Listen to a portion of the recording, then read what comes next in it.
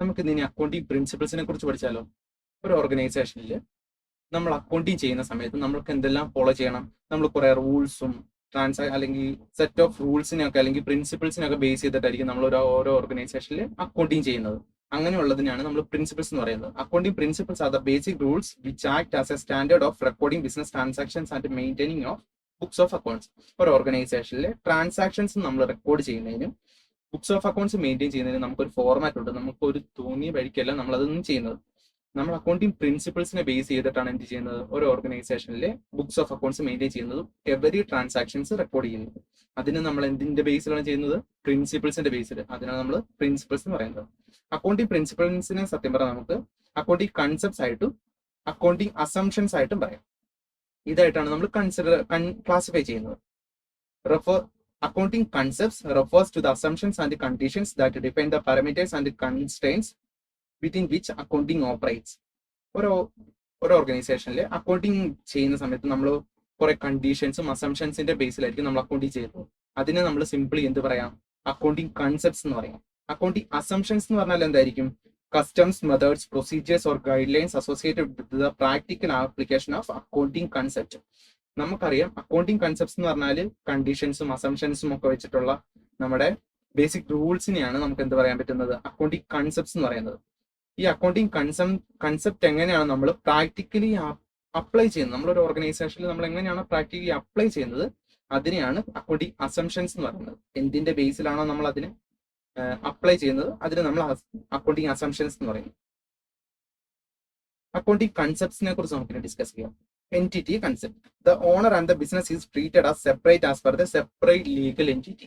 ഒരു ഓർഗനൈസേഷനിൽ നമ്മൾ നോക്കുന്ന സമയത്ത് നമ്മൾ ഒരു ഓർഗനൈസേഷനിലെ ഓണറിനെയും ഓർഗനൈസേഷനെയും സെപ്പറേറ്റ് ആയിട്ടായിരിക്കും കാണുന്നത്. നമ്മളത് പഠിച്ചിട്ടുണ്ട്, സെപ്പറേറ്റ് ലീഗൽ എൻറ്റിറ്റി. ആ സെപ്പറേറ്റ് ലീഗൽ എൻറ്റിറ്റി ആയിട്ട് കാണുന്നത് കൊണ്ട് തന്നെയാണ് നമ്മൾ എന്ത് ചെയ്യുന്നത്, ബാലൻസ് ഷീറ്റിൽ നമ്മുടെ ലയബിലിറ്റി ആയിട്ട്, ബിസിനസിന്റെ ലയബിലിറ്റി ആയിട്ട് ഓണർ കൊണ്ടുവരുന്ന ക്യാപിറ്റൽ നമ്മൾ എഴുതുന്നത്. അതുകൊണ്ട് എന്ത് ചെയ്യാം, സെപ്പറേറ്റ് ലീഗൽ എൻറ്റിറ്റി ആയിട്ട് തന്നെ ട്രീറ്റ് ചെയ്യാം. അതാണ് ആദ്യത്തെ കൺസെപ്റ്റ് പറയുന്നത്, എൻറ്റിറ്റി കൺസെപ്റ്റ്. ഓക്കെ അല്ലേ. ഗോയിങ് കൺസേൺ കൺസെപ്റ്റ് അടുത്ത പോയിന്റ് ആണ്. Going concern concept. Business is started for an indefinite period. നമ്മൾ ഒരു ഓർഗനൈസേഷൻ തുടങ്ങുന്നത് നാളെ അല്ലെങ്കിൽ നമ്മളൊരു ഫ്യൂച്ചർ പീരീഡിൽ നിർത്തണം എന്നുള്ളൊരു ഇന്റൻഷനോട് കൂടി ആയിരിക്കില്ല. അത് ഒരു ഓർഗനൈസേഷൻ തുടങ്ങുന്നത് മാക്സിമം നമ്പർ ഓഫ് ഇയേഴ്സ് അതിനെ കൊണ്ടുപോകാവുന്ന രീതിയിൽ അല്ലെങ്കിൽ മാക്സിമം റിട്ടേൺ അതിൽ നിന്നുണ്ടാക്കാവുന്ന രീതിയിലായിരിക്കും നമ്മൾ എന്ത് ചെയ്യുന്നത്, ഒരു ഓർഗനൈസേഷൻ സ്റ്റാർട്ട് ചെയ്യുന്നത്. അതാണ് ഗോയിങ് കൺസേൺ കൺസെപ്റ്റ്. പിന്നെ ഒരു പീരീഡ് കഴിയുമ്പോഴത്തേക്കും അത് നമ്മൾ നിർത്തുമെന്നുള്ളൊരു ഇതിലല്ല നമ്മൾ അത് തുടങ്ങുന്നത്. ഇൻഡെഫിനിറ്റ് പീരീഡിലേക്കായിരിക്കും നമ്മളൊരു ബിസിനസ്സിനെ തുടങ്ങുന്നത്. അടുത്ത കൺസെപ്റ്റ് എന്ന് പറയുന്നത് periodicity concept. The indefinite period can be split into small periods in order to evaluate the result of operations. The accounting period is split into periods of 12 months and the result is evaluated for a period for that period. എന്ന് വെച്ചാൽ ഒരു ഓർഗനൈസേഷനിൽ നമ്മൾ പറഞ്ഞു indefinite പീരീഡിലേക്കാണ് നമ്മൾ organisation start ചെയ്യുന്നത്, അത് നമ്മൾ തോന്നുന്ന സമയത്ത് നിർത്തില്ല എന്ന് പറഞ്ഞു.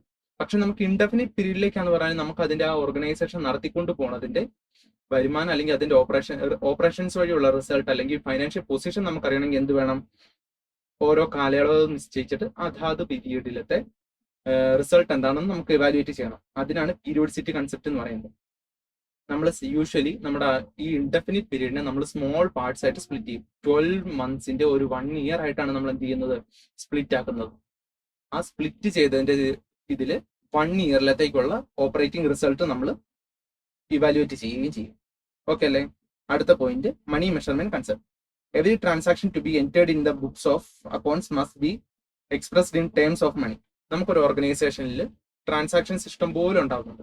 നമുക്കൊരു ഓർഗനൈസേഷനിലത്തെ ബുക്സ് ഓഫ് അക്കൗണ്ട്സിലേക്ക് അതിനെ എൻറ്റർ ചെയ്യണമെങ്കിൽ അതിന് നമുക്ക് എന്ത് ചെയ്യണം, മണി വാല്യൂവിൽ നമുക്ക് അതിനെ മെഷർ ചെയ്യാൻ പറ്റുന്നതായിരിക്കണം. എന്തിനും ഒരു മണി വാല്യൂ ഉള്ളതിനെ മാത്രം നമ്മൾ എന്ത് ചെയ്യുള്ളൂ, ബിസിനസ്സിലെ ട്രാൻസാക്ഷൻ ആയിട്ട് എൻറ്റർ ചെയ്യുള്ളൂ. അതാണ് ഈ മണി മെഷർമെന്റ് കൺസെപ്റ്റ് പറയുന്നത്. Every transaction to be entered in to books of accounts must be expressed in terms of money. നമുക്ക് മണി വാല്യൂ ആയിട്ട് എക്സ്പ്രസ് ചെയ്യാൻ പറ്റുന്ന ട്രാൻസാക്ഷൻസ് മാത്രമേ നമുക്ക് ബുക്സ് ഓഫ് അക്കൗണ്ട്സിൽ ട്രാൻസാക്ഷൻ ആയിട്ട് എൻറ്റർ ചെയ്യാൻ സാധിക്കുകയുള്ളൂ. Accrual concept. This concept says about the recognition of transactions. Both cash and credit transaction should be recorded in the books of accounts. ഒരു ഓർഗനൈസേഷനിൽ നമ്മൾ ചെയ്യുന്ന സമയത്ത് നമുക്ക് ഇഷ്ടം പോലെ ട്രാൻസാക്ഷൻസ് ഉണ്ടാവുന്നുണ്ട്. നമുക്കൊരു ഓർഗനൈസേഷനിൽ നമ്മൾ സെയിൽ നടത്തി, നമുക്കത് ക്യാഷ് ട്രാൻസാക്ഷൻ ആവുന്നുണ്ട്, ക്രെഡിറ്റ് ട്രാൻസാക്ഷൻ ആവുന്നുണ്ട്. നമ്മൾ ക്യാഷ് മാത്രം റെക്കോർഡ് ചെയ്താൽ മതിയോ? പോരാ. നമുക്ക് എന്ത് ചെയ്യണം? നമ്മൾ ക്രെഡിറ്റ്, അതാത് പീരീഡിലത്തെ ക്രെഡിറ്റ് ട്രാൻസാക്ഷനും കൂടി റെക്കോർഡ് ചെയ്തെങ്കിൽ മാത്രമേ നമ്മുടെ ആ വർഷത്തെ അല്ലെങ്കിൽ അതാത് പീരീഡിലത്തെ റിസൾട്ട് നമുക്കറിയാൻ സാധിക്കുകയുള്ളൂ. അതുകൊണ്ട് അക്രൂവൽ കൺസെപ്റ്റ് എന്ന് പറയുന്നത് എന്താണ്? നമുക്ക് both cash and credit transactions should be record in the books of accounts എന്നാണ് പറയുന്നത്. ഡ്യുവൽ ആസ്പെക്ട് കൺസെപ്റ്റ് നമുക്ക് എല്ലാവർക്കും അറിയാവുന്ന ഒരു കാര്യമാണ്. അക്കൗണ്ടിങ്ങിനകത്ത് ഒരു ട്രാൻസാക്ഷൻ റെക്കോർഡ് ചെയ്യണമെങ്കിൽ അതിന് 2 ആസ്പെക്ട് ആണ് ഉണ്ടാവുക, ഒന്ന് ഡെബിറ്റും ഒന്ന് ക്രെഡിറ്റും. അതിനെക്കുറിച്ചാണ് ഡ്യുവൽ ആസ്പെക്ട് കൺസെപ്റ്റ് പറയുന്നത്. അടുത്ത പറയുകയാണെങ്കിൽ matching concept. Matching concept, both expenses and revenues should be record in the period in which it is incurred. അതായത് നമ്മളൊരു ഓർഗനൈസേഷനിൽ അതാത് പീരീഡിലത്തേക്ക് വേണ്ടിയിട്ടാണ് നമ്മൾ അതിന്റെ റിസൾട്ട്സ് ഇവാലുവേറ്റ് ചെയ്യുന്നത്. നമ്മൾ ആ പീരീഡിൽ നമുക്ക് എക്സ്പെൻസും ഇൻകർ ആവുന്നുണ്ട്, റവന്യൂ നമ്മൾ ജനറേറ്റ് ചെയ്യുന്നുണ്ട്. ആ പീരീഡിലത്തെ റവന്യൂം ആ പീരീഡിലത്തെ എക്സ്പെൻസും നമ്മൾ അതാത് പീരീഡ് തന്നെ അതിനെ അക്കൗണ്ട് ചെയ്തിരിക്കണം. അല്ലെങ്കിൽ നെക്സ്റ്റ് പീരീഡിലാണ് അക്കൗണ്ട് ചെയ്യുന്നതെങ്കിൽ നമുക്ക് എന്ത് കിട്ടും? ഈ വർഷത്തെ ഓപ്പറേഷൻസിന്റെ റിസൾട്ട്സ് തെറ്റായിരിക്കും. അതുകൊണ്ട് ഈ വർഷത്തെ എക്സ്പെൻസും റവന്യൂസും നമുക്ക് ഈ വർഷം തന്നെ റെക്കോർഡ് ചെയ്യുക എന്നുള്ളതിനെ കുറിച്ചാണ് ഈ മാച്ചിങ് കൺസെപ്റ്റ് പറയുന്നത്. എന്നാലേ നമുക്ക് കറക്റ്റ് ആയിട്ടുള്ള ഓപ്പറേഷൻസിന്റെ റിസൾട്ട്സ് കിട്ടുള്ളൂ. അതുകൊണ്ട് നമ്മൾ ഈ വർഷം തന്നെ അത് റെക്കോർഡ് ചെയ്യുക. Realisation concept, the actual realised revenue only be recognised as the revenue. നമ്മൾ ഓർഗനൈസേഷനിൽ റവന്യൂ ഈ വർഷം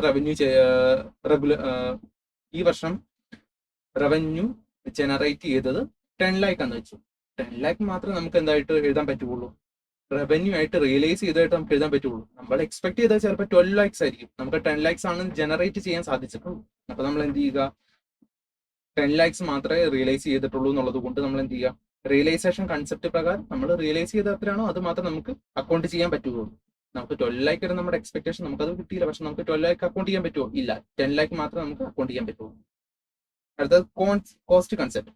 All the assets in the business should be recorded in the books of accounts in the actual cost of the acquisition along with the incidental charges due to installation. ഒരു example വെച്ചിട്ട് ഞാനത് പറയാം. നമുക്കൊരു ഓർഗനൈസേഷനിൽ നമ്മളൊരു fixed asset വാങ്ങിച്ചു. നമ്മൾ ആ ഫിക്സഡ് അസറ്റ് വാങ്ങിച്ചിട്ട് നമ്മൾ ഓർഗനൈസേഷനിൽ കൊണ്ടുപോയി അത് ഫിക്സ് ചെയ്യുന്നതിന് നമുക്കൊരു ഇൻസ്റ്റലേഷൻ ചാർജ് കൂടി വരുന്നുണ്ടാവും. ആ ഇൻസ്റ്റലേഷൻ ചാർജിനെ നമുക്ക് എന്താക്കണം? ക്യാപിറ്റലൈസ് ചെയ്തിരിക്കണം. അത് നമുക്ക് എന്താണ്? ഈ അസറ്റ് നമ്മൾ കൊണ്ടുവന്ന് പ്ലാന്റ് അല്ലെങ്കിൽ വാട്ട് എവർ ഇറ്റ് ഈസ് ഒരു അസറ്റ് കൊണ്ട് നമ്മൾ അത് ഫിക്സ് ചെയ്യുന്നത് വഴി നമുക്കുണ്ടായ ഇൻസിഡന്റ് ചാർജ് ആണ്. അത് ആ അസറ്റ് കൊണ്ടുവന്നുകൊണ്ട് മാത്രം ഉണ്ടായേക്കുന്നതാണ്. അതല്ലാതെ നമുക്ക് നോർമൽ ഓപ്പറേഷൻസ് വഴി ഉണ്ടായ എക്സ്പെൻസ് അല്ല. അപ്പൊ അതുകൊണ്ട് ആക്ച്വൽ കോസ്റ്റിന്റെ കൂടെ, അതായത് ആ ഇപ്പം മെഷീനറി ആണെങ്കിൽ ആ മെഷീനറിയുടെ ആക്ച്വൽ കോസ്റ്റിന്റെ കൂടെ ആ ഇൻസ്റ്റലേഷൻ കോസ്റ്റ് കൂടി കൂട്ടിയിട്ട് നമ്മൾ എന്ത് ചെയ്യുക? അതിനെ ക്യാപിറ്റലൈസ് ചെയ്യണം. അത് ആ കൺസെപ്റ്റിനെ കുറിച്ച് പറയുന്നതാണ് കോസ്റ്റ് കൺസെപ്റ്റ്. ഓക്കെ ആണോ?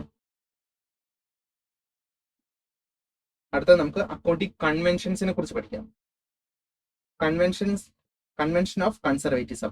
There should be enough provision for anticipated future and thus it results in the reduction of profit and thus resources.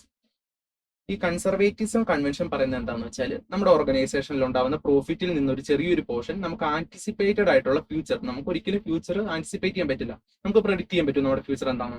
നമുക്ക് ആന്റിസിപ്പേറ്റഡ് ആയിട്ടുള്ള ഫ്യൂച്ചറിന് വേണ്ടിയിട്ട് നമുക്കൊരു പ്രൊവിഷൻ നമ്മുടെ പ്രോഫിറ്റിൽ നിന്ന് ക്രിയേറ്റ് ചെയ്യണം എന്നാണ് പറയുന്നത്. ഫോർ എക്സാമ്പിൾ ഇപ്പൊ ബാഡ് ഡെപ്റ്റ്, നമ്മളിപ്പോൾ ഒരു ബാഡ് ഡെപ്റ്റ് നമുക്ക് ഉണ്ടാവുന്ന ഒരു വിശ്വാസം ഉണ്ടാവും. അല്ലെങ്കിൽ നമ്മൾ കടമായിട്ട് കൊടുത്തിരിക്കുന്ന ഒരു സാധനം അയാളുടെ അടുത്ത് നമ്മൾ പറയാണ് പൈസ നമുക്ക് ഇത്ര ദിവസം കഴിഞ്ഞിട്ട് തരണം. പക്ഷെ അയാൾ തരുമോ ഇല്ലയോ എന്ന് നമുക്ക് ഉറപ്പില്ല. അതുകൊണ്ട് നമ്മൾ എന്ത് ചെയ്യും? ഈ ബാഡ് ഡെപ്റ്റേഴ്സിന് അഗേൻസ്റ്റ് നമ്മൾ എന്ത് ചെയ്യും? ഒരു പ്രൊവിഷൻ ക്രിയേറ്റ് ചെയ്യും. ഈ പ്രൊവിഷൻ ക്രിയേറ്റ് ചെയ്യുന്ന വഴി എന്താണ് ഉണ്ടാകുന്നത്? നമ്മുടെ പ്രോഫിറ്റ് കുറയുകയാണ്. നമുക്ക് ആ വേറെ എന്തെങ്കിലും കാര്യത്തിൽ യൂട്ടിലൈസ് ചെയ്യാവുന്ന റിസോഴ്സ് ആയിരുന്നു നമ്മുടെ പ്രോഫിറ്റ്, അത് കുറയുകയാണ്.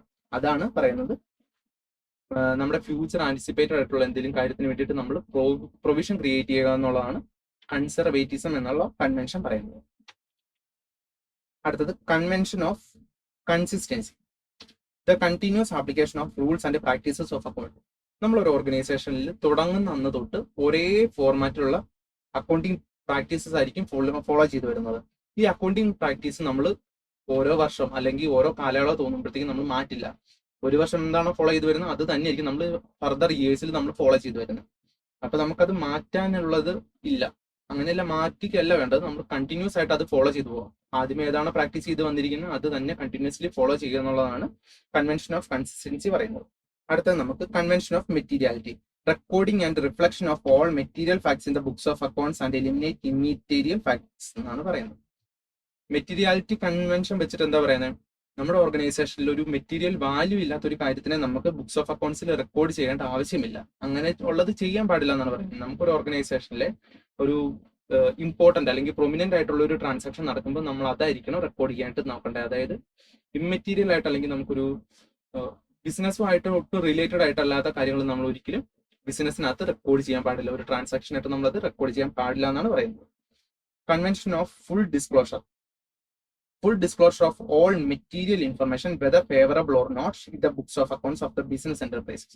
ഒരു ട്രാൻസാക്ഷൻ നടക്കുമ്പോഴത്തേക്കും ആ ഓർഗനൈസേഷനിലെ ആ ട്രാൻസാക്ഷന് സപ്പോർട്ട് ചെയ്യുന്ന എന്തെല്ലാം കാര്യമുണ്ടോ അതെല്ലാം നമുക്ക് ഫുള്ളി ഡിസ്ക്ലോഷർ ചെയ്യണം എന്നാണ് പറയുന്നത്. അതായത് നമുക്ക് ഫർദർ ഒരു ഓഡിറ്റിന്റെ സമയത്ത് അല്ലെങ്കിൽ ഫർദർ നമുക്ക് എന്തെങ്കിലും ഒരു നമുക്കൊരു ഫർദർ ഇവാലുവേഷന്റെ സമയത്ത് നമുക്ക് എന്ത് വേണ്ടി വരും, നമുക്ക് ഇതിന്റെ ഈ സപ്പോർട്ടിംഗ് ഡോക്യുമെന്റ്സ് അല്ലെങ്കിൽ ഇതിന്റെ കറക്റ്റ് ആയിട്ടുള്ള കാര്യം നമുക്ക് ഓർത്തിരുന്നെങ്കിൽ മാത്രമേ ഉള്ളൂ നമുക്ക് ഫർദർ അനാലിസിസ് നടത്താൻ പറ്റുകയുള്ളൂ.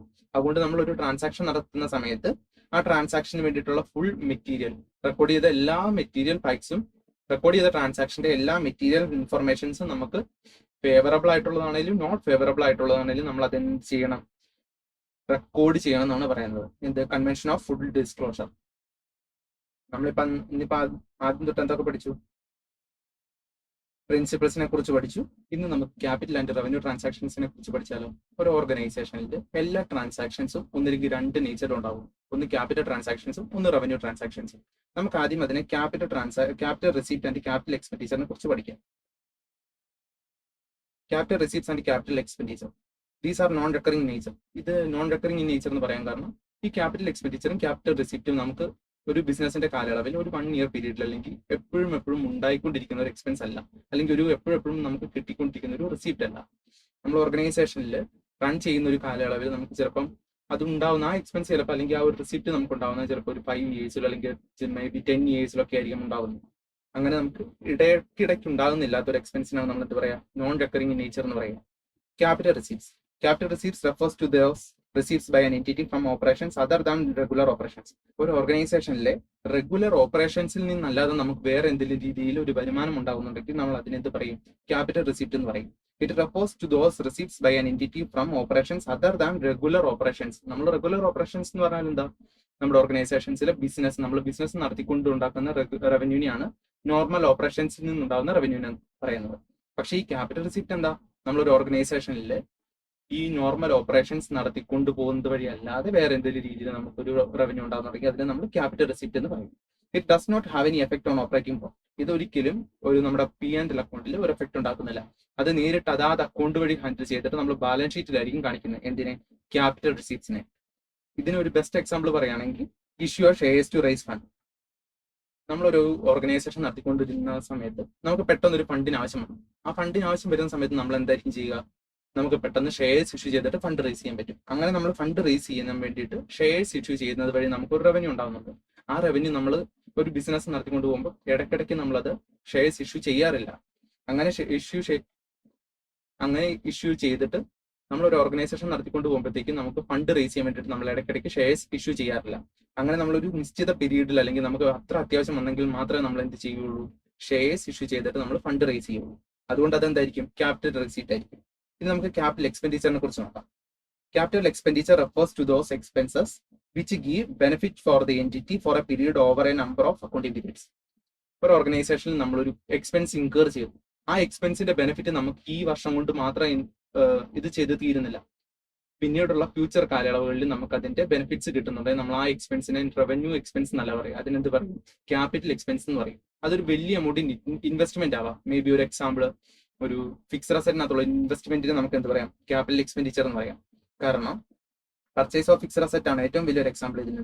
കാരണം നമുക്ക് ഒരു ഓർഗനൈസേഷനിൽ തോന്നുന്ന സമയത്ത് നമ്മൾ ഫിക്സഡ് അസറ്റ്സ് വാങ്ങിക്കൊണ്ടിരിക്കില്ല.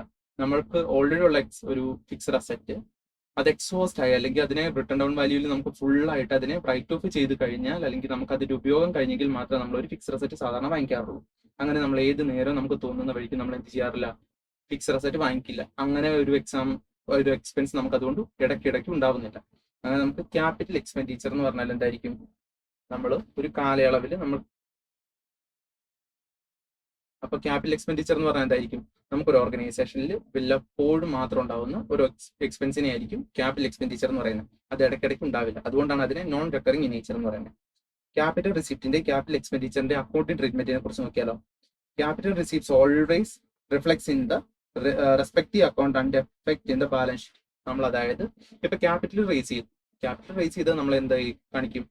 ക്യാപിറ്റൽ അക്കൗണ്ടിൽ കാണിച്ചിട്ട് നേരെ എവിടെ കാണിക്കുന്നത്? ബാലൻസ് ഷീറ്റിലാണ് അതിന്റെ എഫക്റ്റ് വരുന്നത്. അല്ലാതെ നമുക്ക് അതിനകത്ത് ഓപ്പറേറ്റിംഗ് പ്രോഫിറ്റിനകത്ത് ഒരു ഇഫക്റ്റും എന്തുണ്ടാക്കുന്നില്ല?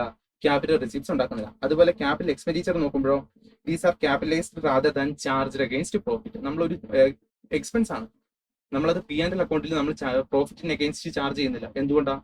അത് നമ്മുടെ ലോങ് ടൈം ഇൻവെസ്റ്റ്മെന്റ് ആണ്. ഇത് ഈ കറണ്ട് ഇയറിലെ എക്സ്പെൻസ് വേണ്ടി മാത്രമാണോ? ഈ എക്സ്പെൻസ് നമ്മൾ ഫ്യൂച്ചർ പീരീഡിലേക്കും കൂടി നമുക്കത് അതിന്റെ ബെനിഫിറ്റ്സ് കിട്ടുന്നുണ്ട്. അതുകൊണ്ട് നമ്മൾ ഫുള്ളി കറണ്ട് ഇയറിലേക്ക് നമ്മൾ അത് ചെയ്യില്ല, ചാർജ് ചെയ്യില്ല. ഓക്കെ അല്ലേ? ഇനി നമുക്ക് റവന്യൂ റിസീപ്റ്റ്സിനെ കുറിച്ചും റവന്യൂ എക്സ്പെൻഡിച്ചറിനെ കുറിച്ചും പഠിക്കാം. ഒരു ഓർഗനൈസേഷനിൽ നമ്മൾ day to day expenses meet ചെയ്യുക, അല്ലെങ്കിൽ നമ്മൾ ഒരു ഓർഗനൈസേഷൻ റൺ ചെയ്തുകൊണ്ട് പോകാൻ വേണ്ടിയിട്ട് നമുക്ക് ഡേ ടു ഡേ എക്സ്പെൻസസ് ഉണ്ടാവുന്നുണ്ട്. ഈ ഡേ ടു ഡേ എക്സ്പെൻസസ് ആണ് ഏറ്റവും വലിയ ഉദാഹരണമായിട്ടുള്ളത് എന്തിന്? റവന്യൂ എക്സ്പെൻഡിച്ചറിന്. അതുപോലെ നമ്മുടെ ഓർഗനൈസേഷൻ നടത്തിക്കൊണ്ട് പോകുന്ന വഴി നമുക്കുണ്ടാകുന്ന വരുമാനങ്ങളെ നമുക്ക് എന്ത് പറയാം? റവന്യൂ റിസീപ്റ്റ്സ് എന്ന് പറയാം. ഒരു എക്സാമ്പിൾ പറയുകയാണെങ്കിൽ നമ്മുടെ സെയിൽസ്, നമ്മുടെ ഓർഗനൈസേഷനിൽ നമ്മൾ നമ്മുടെ ഓർഗനൈസേഷനിൽ സെയിൽസ് വഴി നമുക്കൊരു ഇൻകം ഉണ്ടാവുന്നുണ്ട്. ഈ ഇൻകം ഉണ്ടാവുന്ന വഴി നമുക്ക് എന്താവാം? റവന്യൂ എക്സ്പെൻഡിച്ചർ, റവന്യൂ റിസീപ്റ്റ്സ് നമ്മൾ എങ്ങനെയായിരിക്കും ട്രീറ്റ് ചെയ്യുന്ന? റവന്യൂ റിസീപ്റ്റ്സിനെ നമ്മൾ എന്തായിരിക്കും നമ്മുടെ ഓർഗനൈസേഷനിൽ നോർമൽ ഇൻകം ആയിട്ടാണ് കണക്കാക്കുന്നത്. P&L അക്കൗണ്ടിൽ നമ്മൾ എന്ത് ചെയ്യും? അതിനെ അഡ്ജസ്റ്റ് ചെയ്യും. റവന്യൂ എക്സ്പെൻഡിച്ചറോ നമുക്ക് വരുന്ന പ്രോഫിറ്റിന് അഗേൻസ്റ്റ് ചാർജ് ചെയ്യുകയാണ് നമ്മൾ ചെയ്യുന്നത്. നോർമലി നമ്മുടെ ഓർഗനൈസേഷനിലെ പ്രോഫിറ്റിൽ നിന്ന് നമുക്ക് ഒരു എക്സ്പെൻസ് ഉണ്ടാകുന്നതിന് നമ്മൾ ഇൻകർ ചെയ്യുന്ന ഒരു ഓർഗനൈസേഷനിൽ നമുക്ക് എത്രത്തോളം എക്സ്പെൻസ് ഉണ്ടാവുന്നു, ഡേ ടു ഡേ ഓപ്പറേഷൻസിന് വേണ്ടിയിട്ടാണ് ആ എക്സ്പെൻസ് ഇൻകർ ചെയ്യുന്നതെങ്കിൽ നമ്മൾ എന്ത് ചെയ്യും? അതിനെ എല്ലാ വർഷം അതാത് വർഷം നമ്മൾ എന്ത് ചെയ്യും? അതിന്റെ പ്രോഫിറ്റിന് അഗേൻസ്റ്റ് ആയിട്ട് ചാർജ് ചെയ്യും.